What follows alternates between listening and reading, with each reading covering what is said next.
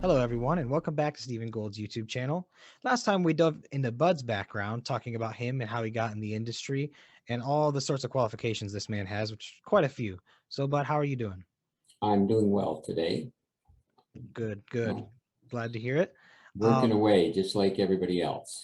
yep. It's the day to work. It's Wednesday. Just power through. So then, we wanted to dive deeper into the company today. So let's talk about the projects you guys are currently focusing on first. So I think the Oatman District is well known in Arizona as a fairly prospective area that has yielded a lot of good results and mines for companies. And the property we have is not far from Lake Havasu, 4 miles off the road. You're close to power. You're close to all the amenities that you need. So there's an advantage. It's a couple thousand acres, which we've added to another 800 acres. So it's almost 3,000. And the important thing for us is that previous work on the property, if you go back to the 1988, 90 in there was quite a bit of work that was done, both sampling and drilling. Mm-hmm. So that gives us a very, very good indication of what we can expect going forward. Okay. So you guys have a pretty well painted picture already of what you should be doing. And you had mentioned off camera that you have already did some drilling, but it was percussive drilling. Can you explain the Yeah, differences of that for everybody? yeah. So anybody who looks at mining closely, there's basically two types of drilling. You can diamond drill or percussion drill. Percussion's a lot cheaper, quicker, and a lot of people do that just to define targets. So with this company back in the 1988, say they drilled a number of holes and they were shallow holes, 300 feet. Mm-hmm. And of course, at that time, it's cheaper to see, okay, what do you have under the ground? When Mm-hmm. you look at the surface here and you look at surface results over 100 meters and you go from, a tenth of a gram to 7 grams, and that gold does not fall from the sky, right? It Yeah. comes from underneath. So you get an indication, you test it with a percussion drill, and in this case, they came up with some very, very good results in terms of a shallow oxidized deposit. I mean, that's what's important here. We're not Mhm. going to get an ounce per ton. You're Yeah. going to get a gram per ton. Or, for example, in a lot of cases, the Moss Mine operates between 0.65 grams, 0.85 grams, and they're quite happy with that Hmm.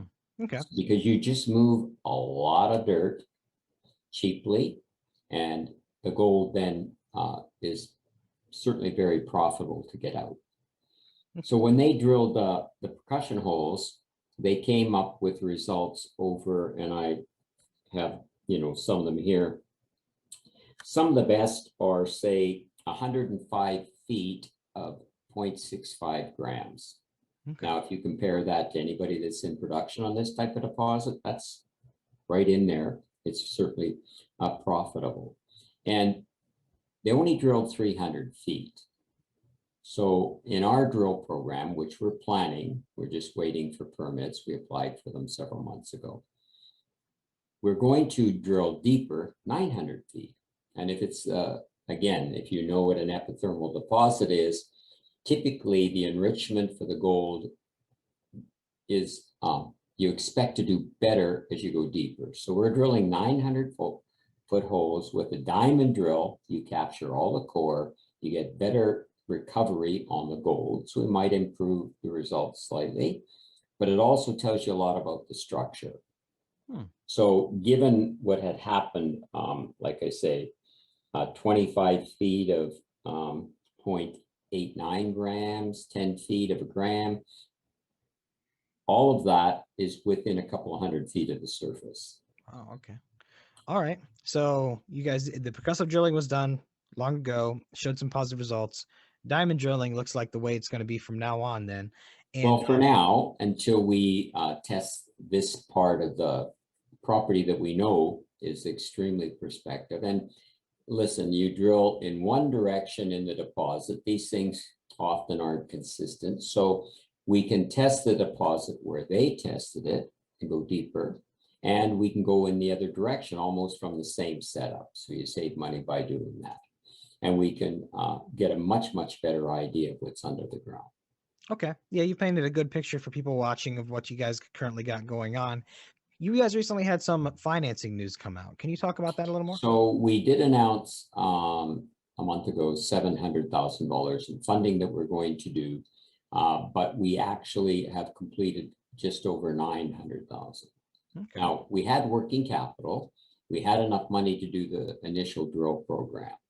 But I thought, well, we'd raise the additional funding because we can then go test other parts of the property where, for example, we have one part of the property called 7 Gram Hill, where results were from, 0.5 gram to 7 gram Wow. on initial sampling. Well, given the nature of the deposit, how it looks, and we did geophysics that we expect to get results on. That's to kind of tell us a lot more about what's under the ground. So we can go test that with reverse circ to see, okay, what's there. I'm quite conscious it's one property, certainly prospective, but we are looking at other things that we could add to the company. All right. You want to get in any of those? Well, listen, until they're done, they're not done. So you Yeah. can talk to people all day long. They say yes, yes, yes. But when it comes time to close, until we announce it, there are no deals. Fair enough. Fair enough. We'll just leave it as a teaser for now then. All right. Okay. Anything else about the company you feel like people should know? Well, other than the fact we keep the overhead low, which I mentioned last time, Mhm. we are conscious of the market and try to, keep interest so that we keep volume. And, we would like to be able to, like I say, when I allude to another project, the issue is with permits, and you're dealing with the BLM, which is the federal government, and then you can deal with the state government.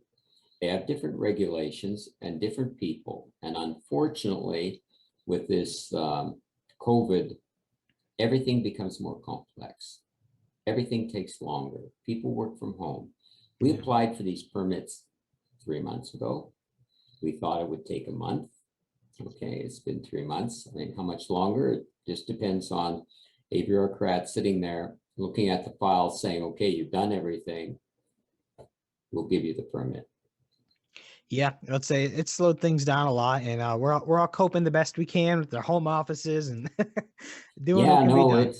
it's a challenge until we get the vaccine, Yeah. which fortunately in the United States, they're a little further ahead than we are in Canada. I'm not optimistic here, given what's happening, but eventually it'll happen and hopefully get back to something that resembles the normal. Yep, hopefully, but until then, we'll all keep trucking along. Bud, thank you so much for coming on again. Yes, Everyone, thank you. Appreciate it. no problem. Thanks for Okay. watching, everybody. Have a wonderful day. Don't forget to subscribe.